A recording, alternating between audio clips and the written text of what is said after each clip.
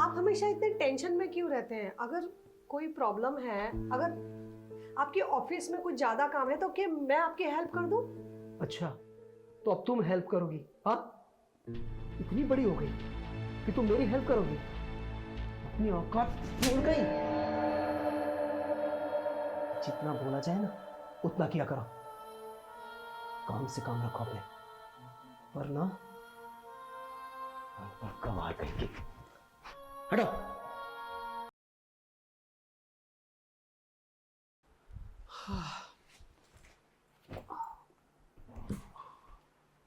अरे आप बहुत थक गए हैं, फ्रेश हो जाइए तो मैं खाना लगा देती हूँ। उसकी कोई ज़रूरत नहीं है, मैं खाना खा के आया हूँ। तुम जाओ खा लो।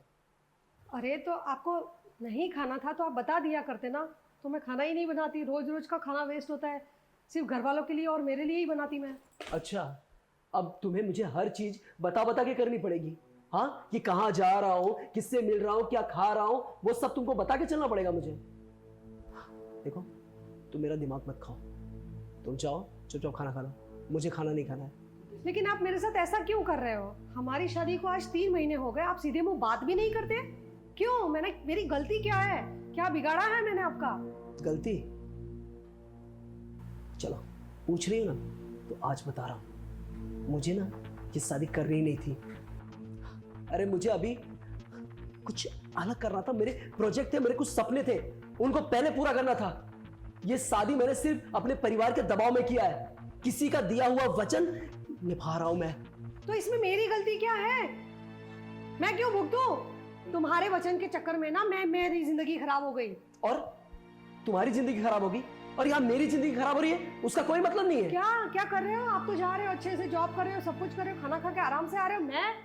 मैं दिन भर तुम्हारा वेट करती रहती हूँ। मैं हर बात में कितने कॉल करती हूँ, कोई आंसर नहीं, कुछ नहीं। देखो, मैंने तुम्हें इतना अधिकार नहीं दिया कि तुम कुछ भी बोलती रहो। तुम्हारा सिर्फ काम इस घर में है और उस रसोई में चूल्हे चौका करना है, बस। उसके बाद मैं कहां जा रहा हूं, क्या कर रहा हूं, उससे तुम्हारा कोई लेना देना नहीं। समझ में आ गई ये बात? दिमाग खराब कर रही है।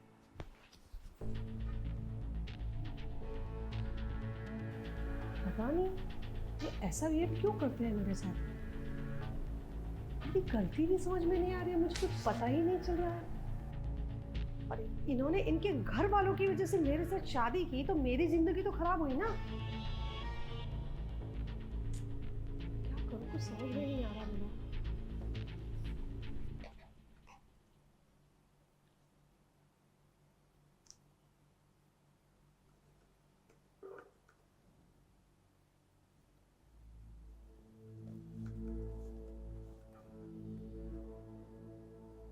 सुनिए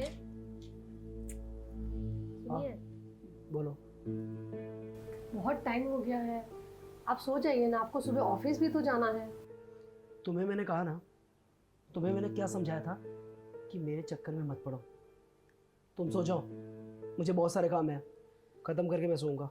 मुझे एक बात बताइए आप, अब शादी हो चुकी है तो ऐसे कब तक चलेगा? क्या आप पूरी जिंदगी एक्सेप्ट नहीं करोगे इस बात को? क्या ऐसे ही बिहेव करते रहेंगे आप मेरे साथ? शादी भले ही आपने अपने घर वालों के दबाव में की है, लेकिन अब आगे पूरी जिंदगी ऐसे ही करना है आपको? देखो, मुझे अभी इस बारे में कोई बात नहीं करनी है। क्यों बात नहीं करनी है? क्योंकि मुझे समझ में नहीं आ रहा, क्योंकि मैं सोच रही हूँ मेरा रास्ता मैं क्लियर कर लूँ अब। मुझे रात में तुमसे नहीं बहस करनी है, मुझे बहुत सारे काम है, सुबह प्रोजेक्ट करना है मुझे। तुम चुपचाप सो जाओ। तुम्हें जो करना है करो। और हाँ, एक बात, हाँ, मतलब तुम्हें जो सोचना है सोचो, जो करना है करो, लेकिन मेरा भेजा मत खराब करो। चुपचाप सो जाओ।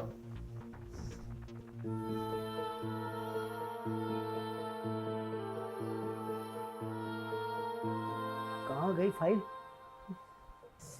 कहाँ गया मेरा लैपटॉप? क्या कर रहे हैं आप?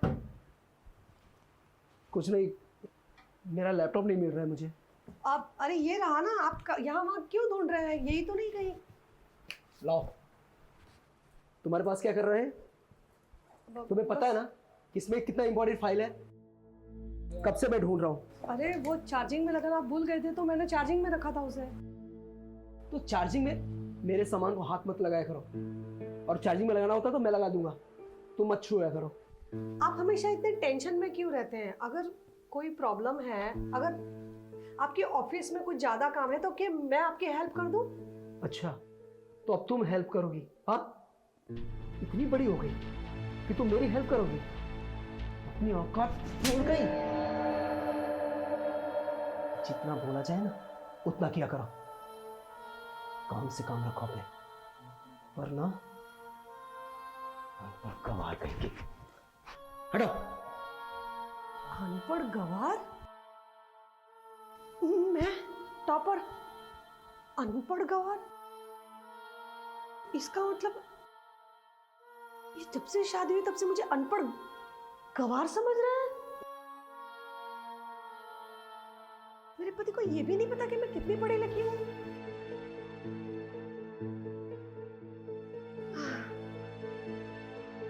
अब सब बातें समझ में आ रही है, इसीलिए वो इस तरह से बिहेव कर रहे हैं मेरे साथ। ये एक बार मुझसे पूछा तो होता, कुछ तो बात की होती तो बताती ना मैं।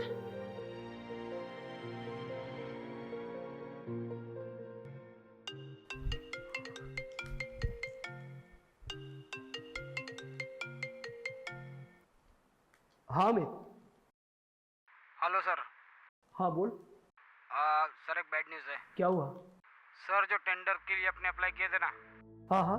मुझे लगता है सर आज शाम तक रिपोर्ट तो आ जाएगी, बट अपना उसमें पास नहीं हो पाएगा। क्यों? क्यों पास नहीं हुआ? अभी अभी सर पता चला है कि वर्मा जी उनके ऑफिस गए थे और शायद उनकी कुछ पुरानी जान पहचान थी, इसीलिए। यार देख, अगर उनका वर्मा जी का टेंडर पास हो गया तो अपने को बड़ा नुकसान हो जाएगा यार। सर ये तो है, काफ़ी दिनों से मेहनत तो कर रहे हैं। तुझे पता है ना कि 6 महीने से इस प्रोजेक्ट के पीछे पड़ा हूँ, ये मेरे को किसी भी हालत में चाहिए, और अगर एक बार मुझे ये टेंडर मिल गया ना तो देख, लाइफ सुधर जाएगी। अरे यार प्रॉफिट बहुत मिलेगा अपने को। सॉरी सर, लेकिन मैंने बहुत कोशिश कर चुका हूँ और अब शायद मुझे नहीं लगता कोई और ऑप्शन होगा। अरे यार ट्राई कर यार, देख अगर हो जाता है तो इसमें तेरा और मेरा दोनों का फायदा है। तो एक काम कर ना, NFCL के HR से बात कर, हाँ वो कर देगा ये काम। अरे सर काफ़ी लेट हो गया और मुझे नहीं लगता अभी किसी से बात करना ठीक होगा। अरे यार एक छोटा सा रिक्वेस्ट कर रहा हूँ, एक बार बात करके देखना, क्या पता हो जाए। ठीक है सर, मैं बस कोशिश कर सकता हूँ। आई विश के सक्सेस हो जाए। ठीक है सर। यार इतना मेहनत करके ये प्रोजेक्ट के लिए काम किया हूँ, अगर ये पास नहीं हो तो बहुत लॉस हो जाएगा। कुछ ना कुछ करना पड़ेगा।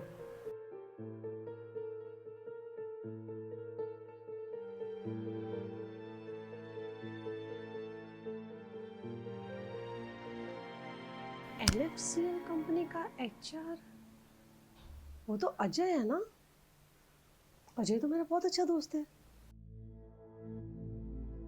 कॉलेज में तो हम साथ में ही पढ़ते थे। अजय को फोन लगा के देखती हूँ, वैसे भी बहुत दिनों से बात भी नहीं हुई है।